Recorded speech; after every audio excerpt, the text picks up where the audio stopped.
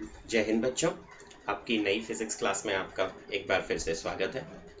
आपने first chapter के काफ़ी सारे टॉपिक्स पढ़ लिए हैं, सिर्फ एक छोटा सा टॉपिक बाकी है जो आज मैं आपको पढ़ाऊंगा।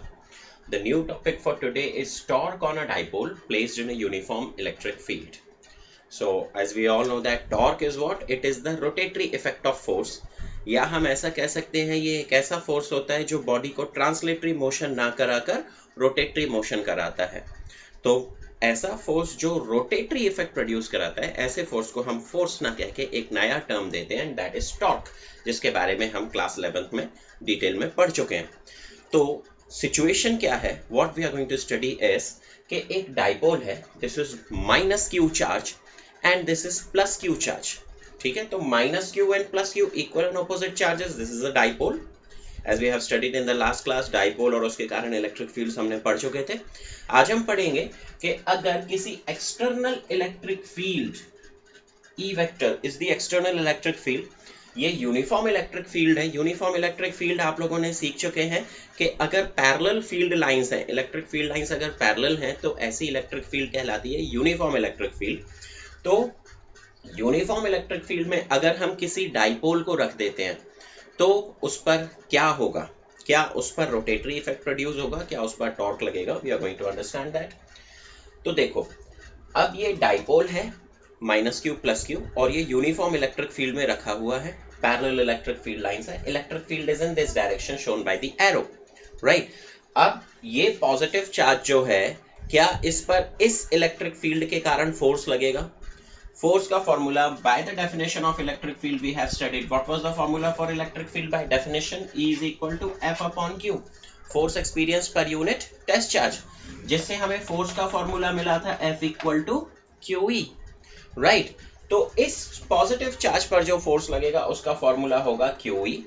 तो इस negative charge पर जो force लगेगा उसका formula होगा minus QE. प्लस चार्ज को जो फोर्स लगेगा वो इलेक्ट्रिक फील्ड की डायरेक्शन में लगेगा, जबकि माइनस चार्ज को फोर्स लगेगा वो इलेक्ट्रिक फील्ड की डायरेक्शन के ऑपोजिट लगेगा। क्यों? क्योंकि अगर यहाँ पर इलेक्ट्रिक फील्ड लाइन इस डायरेक्शन में है तो हम जानते हैं इलेक्ट्रिक फील्ड की डायरेक्शन होती है प्लस टू माइनस। इसका मतलब यहाँ कहीं कोई प्लस चार्ज होगा जिसके कारण इलेक्ट्रिक फील्ड लाइंस निकल रही हैं प्लस से बाहर की तरफ, और यहाँ कहीं कोई माइनस चार्ज होना चाहिए जिसकी तरफ इलेक्ट्रिक फील्ड जा रही है। तो हम एज्यूम कर सकते हैं, इमेजिन कर सकते हैं कि अगर इलेक्ट्रिक फील्ड इस डायरेक्शन में जा रही है तो यहाँ कहीं प्लस चार्ज होना चाहिए इस साइड, और इस साइड का होना चाहिए माइनस चार्ज। तो प्लस चार्ज जो है ये माइनस की तरफ अट्रैक्ट होगा, यानी इलेक्ट्रिक फील्ड की डायरेक्शन में फोर्स लगेगा, और माइनस चार्ज जो है वो प्लस की तरफ अट्रैक्ट होगा, यानी इलेक्ट्रिक फील्ड की डायरेक्शन के ऑपोजिट डायरेक्शन में फोर्स लगेगा। तो इन दोनों पर सिंस चार्जेस इक्वल हैं तो फोर्स भी इक्वल लगेंगे, लेकिन ऑपोजिट नेचर के हैं तो फोर्स की डायरेक्शन भी ऑपोजिट रहेगी। Understood everyone? तो इसका मतलब यह है कि इस डाइपोल पर इक्वल एंड ऑपोजिट फोर्सेस लग रहे हैं। जब कभी भी इक्वल एंड ऑपोजिट फोर्स लगते हैं किसी भी ऑब्जेक्ट पर, और वो ऐसे फोर्स होते हैं जिनकी लाइन ऑफ एक्शन कोइंसाइड नहीं करती, two equal and opposite forces such that their lines of action do not coincide, तो ये दोनों फोर्स मिलकर क्या बनाते हैं? कपल। ठीक है, तो ये वाला पॉजिटिव चार्ज पर इस डायरेक्शन में फोर्स लगेगा, नेगेटिव चार्ज में इस डायरेक्शन पे फोर्स लगेगा, तो इक्वल एंड ऑपोजिट फोर्स होंगे। इक्वल एंड ऑपोजिट फोर्स जब किसी भी ऑब्जेक्ट पर लगते हैं, जैसे ये है डस्ट, अगर इसमें एक फोर्स इस डायरेक्शन में लगे यहाँ पर और एक फोर्स इस डायरेक्शन में लगे यहाँ पर, तो ये फोर्स इधर ले जाएगा, ये फोर्स इधर ले जाएगा, क्या होगा? ये इधर जाएगा या इधर जाएगा, इक्वल एंड ऑपोजिट फोर्स है, ये घूम जाएगा। तो दोनों फोर्स मिलकर इसको घुमाएंगे, राइट। तो इसी तरीके से यहां पर होगा, तो इस पर लगेगा इक्वल एंड ऑपोजिट फोर्स के कारण कपल प्रोड्यूस होगा इसमें। तो rotatory effect of couple is also called moment of couple और torque, that we are going to understand. Okay, so torque इसमें जो लगेगा that is also equal to moment of couple. Why we call it couple? Because equal and opposite forces लग रहे हैं और उनकी line of action coincide नहीं कर रही। What would have happened if the lines of action coincide? जैसे मान लो ये डस्टर है, इसमें equal and opposite force लग रहे हैं लेकिन इस डायरेक्शन में लग रहे हैं ऐसे, उनकी लाइन ऑफ एक्शन कोइंसाइड कर रही है, तो उससे क्या होगा, वो घूमेगा नहीं। लेकिन जरा सा भी अगर तिरछा होकर लाइन ऑफ एक्शन कोइंसाइड नहीं कर रही है अगर, तब इक्वल एंड अपोजिट फोर्स लगेंगे तो क्या होगा, ये घूमेगा, राइट। तो लाइंस ऑफ एक्शन कोइंसाइड नहीं होना चाहिए, तब ही रोटेटरी इफेक्ट प्रोड्यूस हो सकता है, अदरवाइज रोटेटरी इफेक्ट प्रोड्यूस नहीं हो सकता, ठीक है। तो rotatory effect of couple is also called moment of couple और torque. So we are going to understand that. That is the topic we are going to understand. Torque on a dipole placed in a uniform electric field. तो हमने last year torque का formula पढ़ा था. What was the formula for torque? Torque का formula था, जब कभी भी कपल प्रोड्यूस होता है तो टॉर्क का फॉर्मूला होता है any one of the force multiply by perpendicular distance between the lines of action of two forces. तो इसकी लाइन ऑफ एक्शन ये है, इस फोर्स की लाइन ऑफ एक्शन ये है, दोनों के बीच का परपेंडिकुलर डिस्टेंस ये हो जाएगा. Let us name this point as A, this point as B, and ये foot of perpendicular जो आ रहा है यहाँ पर, इस point को हम बोलते हैं N. तो A, B, N ट्रायंगल बन गया. इस ट्रायंगल में अगर हम P वेक्टर इस डायरेक्शन में है और इलेक्ट्रिक फील्ड इस डायरेक्शन में है, तो P और E के बीच का एंगल मान लेते हैं अगर थीटा, ठीक है. तो P और E के बीच का एंगल अगर थीटा है, तो ये वाला भी एंगल क्या हो जाएगा, थीटा हो जाएगा. तो perpendicular distance between the lines of action of both the forces ये हो गए, that is b n, that is a perpendicular distance. Okay, तो टॉर्क का फॉर्मूला क्या हो जाना चाहिए, ईदर फोर्स, दोनों में से कोई भी एक force multiply by perpendicular distance. कोई भी force multiply by perpendicular distance, right, कोई भी एक फोर्स. तो टॉर्क का फॉर्मूला क्या हो जाना चाहिए, एक फोर्स है QE, दूसरा फोर्स है minus QE, you have to take the magnitude, तो प्लस या माइनस डजंट मैटर. तो हम ले लेते हैं फोर्स कितना, QE multiply by what is the perpendicular distance here, this is BN, right. So QE into BN, right. Now to find out this BN, what we have to do, let us name this equation as equation number 1. Let us find out BN. In this triangle, in triangle ABN, what is sin theta in this?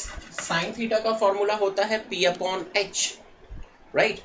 तो what is perpendicular here? In this triangle, this is perpendicular and this is hypotenuse, right? So this is perpendicular, that is BN, upon this is hypotenuse, this is the dipole length, and the dipole length is denoted by 2L. तो upon 2L, ठीक है, जिससे हमें मिल गया BN is equal to 2L sin theta. This is equation number 2, right? So 2 की value 1 में रखेंगे, 2 की वैल्यू 1 में रखेंगे तो टॉर्क का फॉर्मूला क्या हो गया, QE into 2L sin theta. Now you tell me what is Q into 2L? Any one of the charge multiplied by distance between the two charges, QE into 2L. What is it? That's dipole moment. So torque का formula क्या बन गया? Q into 2L is dipole moment P. So it becomes PE sin theta. That is the scalar formula for torque. This is equation number 3. What will be the vector formula for torque? Torque is a vector quantity. The vector formula will be P vector cross E vector. So that's the vector formula.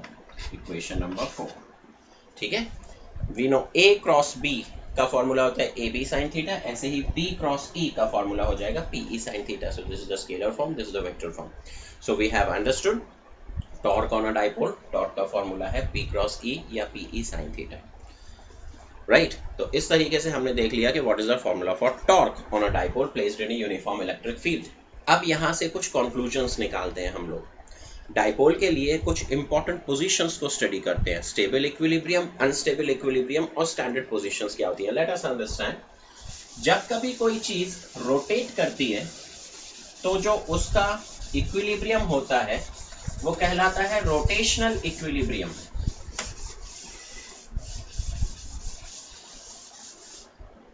Equilibrium का मतलब होता है when the sum of all the forces on a body is zero, that is called equilibrium. ठीक है, लेकिन जब कोई body घूम रही है तो उस पर फोर्स ना लगकर क्या लग रहा होता है, टॉर्क. ठीक है, तो जब टॉर्क जीरो हो जाता है तब हम कहते हैं कि object is in rotational equilibrium. ठीक है, तो यहां पर जब यूनिफॉर्म इलेक्ट्रिक फील्ड में किसी डाइपोल को रखेंगे like this minus and this is plus, तो उस पर टॉर्क लगेगा, राइट। कौन सी ऐसी सिचुएशन है जब टॉर्क जीरो हो जाए? टॉर्क जीरो वाली सिचुएशन को हम कहेंगे इक्विलिब्रियम। कौन सा इक्विलिब्रियम? टॉर्क जीरो है तो कौन सा इक्विलिब्रियम? Rotational equilibrium. ठीक है ना, तो let us see torque on a dipole का फॉर्मूला होता है PE sin थीटा। सिचुएशन 1, अगर थीटा रहा 0 degree, if theta is 0 degree, 0 degree अगर एंगल है, इसका मतलब क्या सिचुएशन बनेगी? Situation is something like this, इस डायरेक्शन में इलेक्ट्रिक फील्ड है and this is minus, this is plus, dipole moment भी इसी डायरेक्शन में। इस तरीके से डाइपोल इलेक्ट्रिक फील्ड के साथ अलाइंड है। P वेक्टर और E वेक्टर दोनों की सेम डायरेक्शन है। टॉर्क का फॉर्मूला PE sin थीटा में थीटा क्या है? Angle between P vector and E vector. Dipole moment और इलेक्ट्रिक फील्ड के बीच का एंगल है थीटा। तो टॉर्क के फॉर्मूले PE sin थीटा में अगर थीटा 0 डिग्री रहा, यानी कि दोनों की सेम डायरेक्शन रही, तो दोनों के बीच का एंगल कितना होगा? 0। अगर थीटा 0 डिग्री रहा तो साइन थीटा साइन 0 हो जाएगा। साइन 0 की वैल्यू कितनी होती है? What is the value of sine 0? It's 0। So what comes out to be the torque? Torque is 0. So when the torque is 0, the position is called equilibrium. इसका मतलब जब P और E दोनों same direction में होंगे, यानी इस तरीके से डाइपोल इलेक्ट्रिक फील्ड के अलोंग जब अलाइंड हो जाएगा, तो उस पर टॉर्क कितना लगेगा? 0. That is called equilibrium position. ठीक है, अब यहां से अगर हम इसको डिस्टर्ब करेंगे, सी अगर हमने इसको थोड़ा सा डिस्टर्ब किया, इस साइड किया, तो क्या होगा? इस पॉजिटिव चार्ज पर इधर फोर्स लगेगा, नेगेटिव चार्ज पर इधर फोर्स लगेगा, ये वापस इधर ले आएंगे। ऐसा किया तो पॉजिटिव चार्ज पर इधर, नेगेटिव चार्ज पर इधर, वापस ले आएंगे। तो इसका मतलब ये है कि अगर हमने इस पोजीशन से जरा सा डाइपोल को डिस्टर्ब किया, ऊपर की तरफ नीचे की तरफ थोड़ा सा भी अगर हमने घुमाया, तो जो फोर्सेस लगेंगे यानी जो टॉर्क लगेगा, वो टॉर्क उसको वापस इसी पोजीशन पर ले आएगा, यानी इस पोजीशन पर डाइपोल स्टेबल रह सकता है। इसीलिए इस पोजीशन को जब थीटा 0 डिग्री है तो इसको हम कहेंगे स्टेबल इक्विलिब्रियम पोजीशन। ठीक है, so what is stable equilibrium position? When the angle between P and E is 0, then the torque is 0. At that position it is called stable equilibrium position. Second case is unstable equilibrium position. What will happen if theta is equal to 180 degree? 180 degree means pi radians. अगर theta 180 degree रहा तब क्या होगा? In that case, if theta is 180 degree, torque का formula होता है PE sin theta. तो sin theta में थीटा 180 डिग्री हो गया। What is the value of sin 180? sin 180 की वैल्यू होती है 0, so the torque comes out to be 0, right. इसको अगर हम डायग्रामेटिकली बताएं तो कैसे बता सकते हैं? This is the direction of electric field and this is minus, this is plus, sorry, this is plus, this is minus, minus to plus, this is the direction of dipole moment P vector. तो P vector और E vector दोनों एक दूसरे के opposite direction में, इस तरीके से अगर डाइपोल अलाइंड है, ठीक है, तो इस तरीके से डाइपोल अलाइंड होने पर क्या होगा? दोनों के बीच में, दोनों ऑपोजिट डायरेक्शन में है, दोनों के बीच का एंगल कितना हो जाएगा? 180 डिग्री। और जब 180 डिग्री होगा तब भी टॉर्क क्या आएगा? 0। टॉर्क 0 होने पर कौन सी पोजीशन हुई? Equilibrium position. So this is again equilibrium position. ठीक है, अगेन इक्विलिब्रियम पोजीशन। लेकिन आप सोचो कि अगर हमने इसको यहां से जरा सा डिस्टर्ब किया तो क्या होगा? जरा सा भी अगर हमने डिस्टर्ब किया, जैसे मान लो ऐसा घुमाता हूं मैं, जस्ट हैव अ लुक, ऐसे घुमाता हूं, तो ये प्लस इधर माइनस इधर अगर आ जाता है तो प्लस पर इस डायरेक्शन में फोर्स लगेगा, माइनस पर इस डायरेक्शन में फोर्स लगेगा, तो क्या होगा, ये पूरा घूमकर और किस पोजीशन पर आ जाएगा, स्टेबल इक्विलिब्रियम पोजीशन पर। इसका मतलब इस पोजीशन पर भी टॉर्क जीरो है, डाइपोल इक्विलिब्रियम में है, लेकिन डिस्टर्ब करने पर पूरा घूमकर स्टेबल इक्विलिब्रियम पोजीशन पर आएगा। यानी इस पोजीशन पर डाइपोल इक्विलिब्रियम में होते हुए भी अनस्टेबल है, डिस्टर्ब करने पर पूरा घूमेगा, राइट। तो ऐसी पोजीशन को हम कहेंगे अनस्टेबल इक्विलिब्रियम पोजीशन।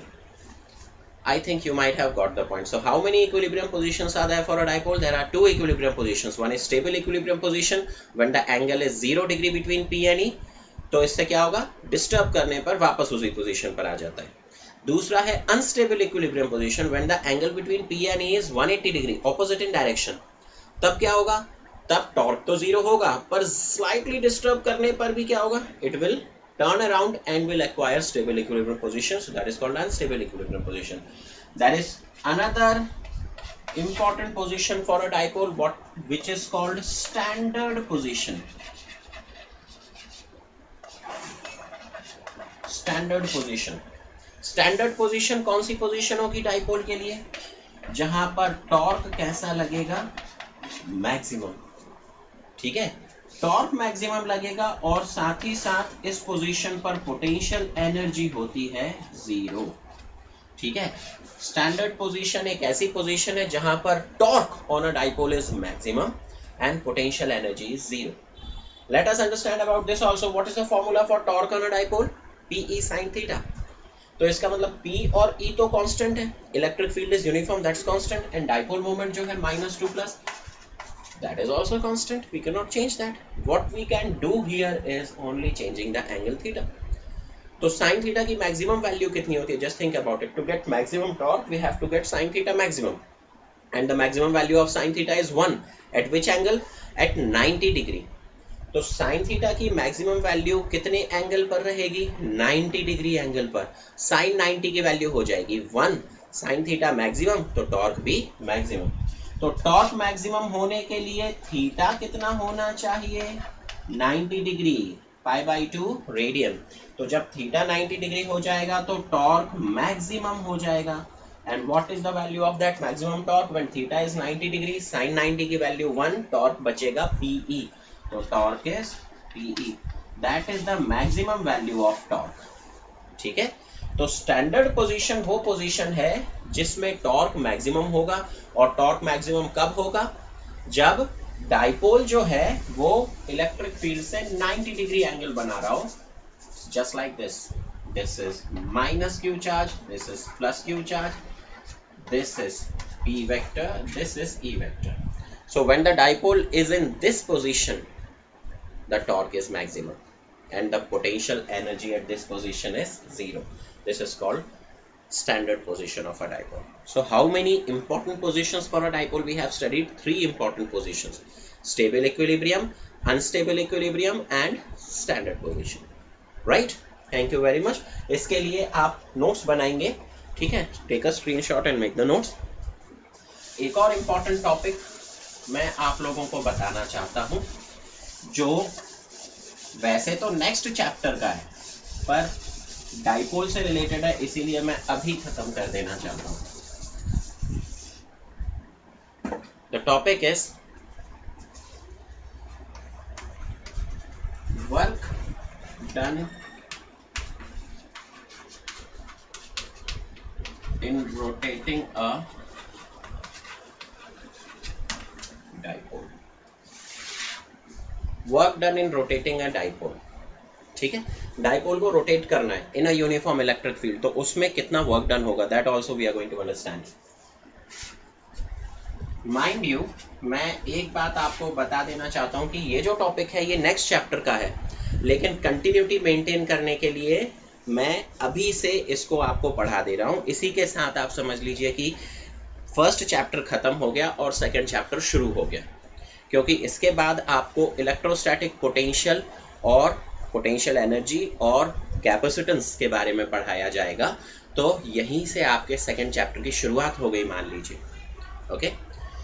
तो work done in rotating a dipole, dipole को यूनिफॉर्म इलेक्ट्रिक फील्ड में रखा हुआ है, उसको घुमाने में कितना वर्क डन किया जाएगा, रोटेट कराने में कितना वर्क डन किया जाएगा, we are going to understand that. See again the same situation, this is minus q, this is plus q, ठीक है, this is uniform electric field E, this is dipole moment P, right, and the angle between P and E is theta.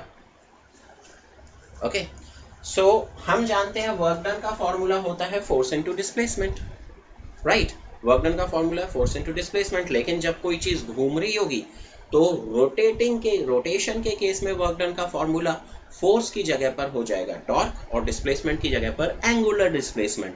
तो work done का formula in case of rotation क्या हो जाएगा, torque into displacement की जगह पर angular displacement, ठीक है।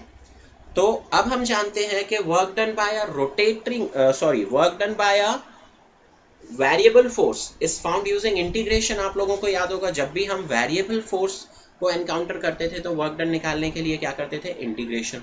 अदरवाइज वर्क डन का फॉर्मूला फोर्स इनटू डिस्प्लेसमेंट या F vector dot DS vector लेते थे, लेकिन वेरिएबल फोर्स में integration F vector dot DS vector लेते हैं, राइट। अब यहां पर वेरिएबल फोर्स ना होकर वेरिएबल टॉर्क होगा, क्यों, क्योंकि जब ये घूमेगा तो एंगल चेंज होगा, और एंगल चेंज होगा तो टॉर्क का फॉर्मूला होता है PE sin theta. If theta will change torque will also change. यहां पर मैक्सिमम टॉर्क, जबकि यहां इस पोजीशन पर मिनिमम टॉर्क, ये हमने पढ़ा है। तो जैसे जैसे डाइपोल घूमेगा वैसे वैसे टॉर्क भी चेंज होगा। तो जब टॉर्क वेरिएबल होगा तो work done has to be found using integration. तो इस केस में जो वर्क डन है वो इंटीग्रेशन से मिलेगा। तो इंटीग्रेशन से कैसे निकालते हैं, थोड़ा थोड़ा एंगल हम रोटेट कराएंगे, उससे थोड़ा थोड़ा वर्क डन निकालेंगे, फिर सारे वर्क डन को इंटीग्रेट करके निकालेंगे। तो हम लिखेंगे the work done in rotating the dipole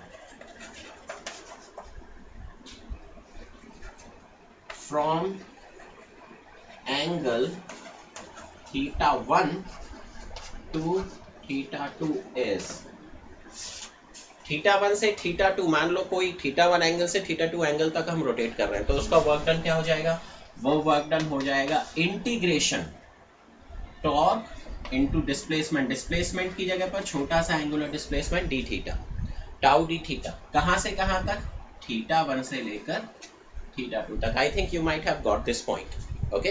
तो वर्क डन का formula integration tau d theta. What is the formula for torque, PE sin theta. So we write PE sin theta d theta from theta 1 to theta 2। P constant है, ये हम लोग जानते हैं, क्योंकि ये डाइपोल तो चेंज हो नहीं सकता है।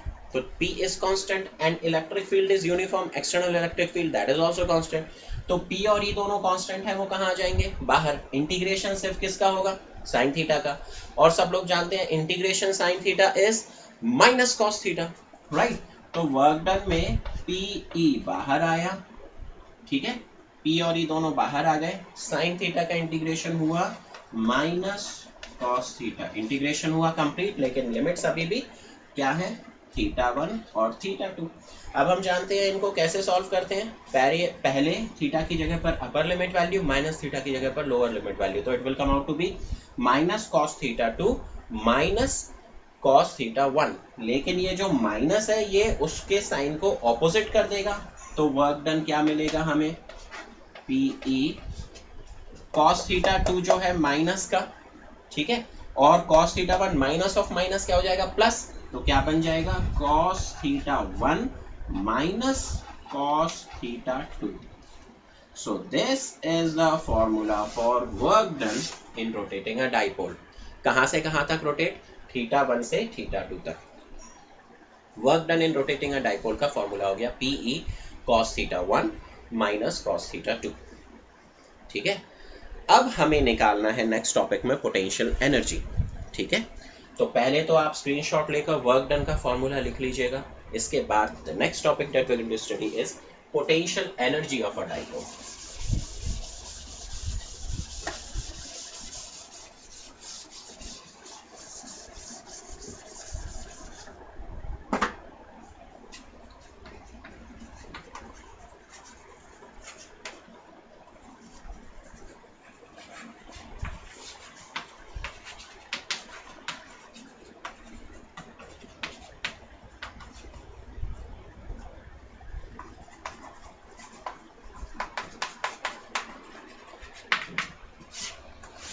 Potential energy of a dipole in a uniform electric field. ठीक है, वही सिचुएशन है, ये यूनिफॉर्म इलेक्ट्रिक फील्ड इस डायरेक्शन में, ये रहा dipole minus q and this is plus q। This is the dipole moment vector p vector, और p और e के बीच का एंगल है थीटा। ठीक है, सेम सिचुएशन। इस बार हम क्या निकाल रहे हैं, पोटेंशियल एनर्जी। अभी तक हमने ये पढ़ा था कि वर्क डन जो है वही पोटेंशियल एनर्जी होता है, तो जो भी वर्क डन आता था अभी तक हम उसको इक्वल टू पोटेंशियल एनर्जी लिख देते थे। यहाँ पर भी वही है, सिर्फ एक छोटा सा चेंज है। Potential energy of a dipole in a uniform electric field, जब कभी भी डाइपोल को यूनिफॉर्म इलेक्ट्रिक फील्ड में रखते हैं आई एम सॉरी, जब कभी भी डाइपोल को यूनिफॉर्म इलेक्ट्रिक फील्ड में रखते हैं तो उसकी पोटेंशियल एनर्जी की डेफिनेशन मैं बोल रहा हूं, आप लोग नोट कीजिएगा। Potential energy of a dipole in a uniform electric field is the amount of work done in rotating the dipole from its standard position to any angle theta. Standard position मालूम है सब लोगों को, what is the standard position, जब 90 degree पर हो, P और E के बीच में एंगल 90 डिग्री हो, that is the standard position. तो स्टैंडर्ड पोजीशन से यानी कि theta is equal to 90 degree से किसी भी एंगल पर घुमाने में जो वर्क डन होगा वही डाइपोल की पोटेंशियल एनर्जी होगी।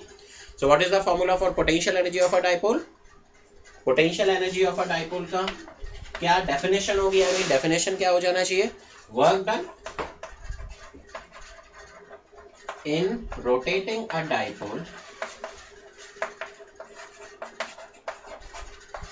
from standard position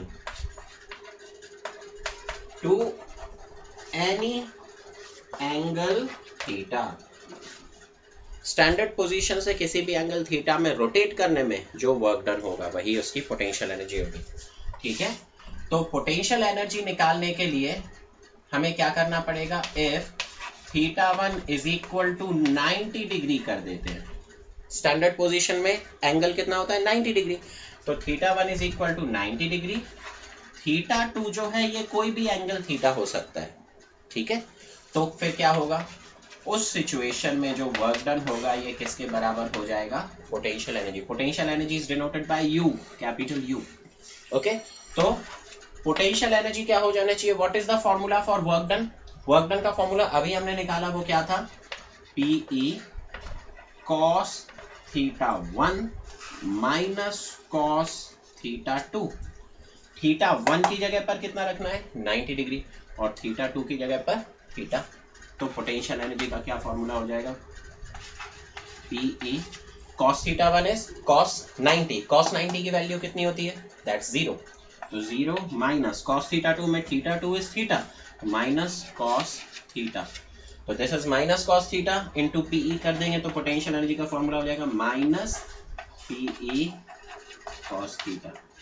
So this is the formula for potential energy of a dipole placed in a uniform electric field.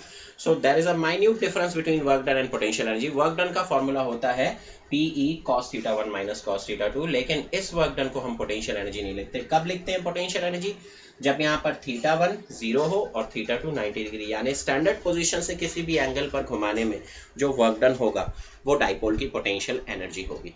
ठीक है, अब आप लोग यहाँ से केसेस निकाल सकते हैं, आप लोग खुद देखिएगा कि पोटेंशियल एनर्जी 0 कहाँ होती है और पोटेंशियल एनर्जी मैक्सिमम कहाँ होती है, और आप ये भी निकाल के देखिएगा कि स्टेबल इक्विलिब्रियम से अनस्टेबल इक्विलिब्रियम पोजीशन तक अगर हम डाइपोल को रोटेट करते हैं तब कितनी पोटेंशियल एनर्जी होगी या कितना वर्क डन होगा, ये भी निकालना है। ठीक है, और अनस्टेबल इक्विलिब्रियम पोजीशन से स्टेबल इक्विलिब्रियम पोजीशन तक रोटेट करने में कितना वर्क डन होगा ये भी आप लोगों को निकालना है। ठीक है, तो have a practice of this, make a note of this and just think about what can be the possible cases for the potential energy. ठीक है, पोटेंशियल एनर्जी 0 कब होगी, पोटेंशियल एनर्जी मैक्सिमम कब होगी, और स्टेबल से अनस्टेबल में rotate करने में कितना वर्क डन होगा, और अनस्टेबल से स्टेबल इक्विलिब्रियम पोजीशन में रोटेट करने में कितना वर्क डन होगा, ये आप लोगों को खुद निकालना है। Just think about it. Okay, that's all for today, thank you very much.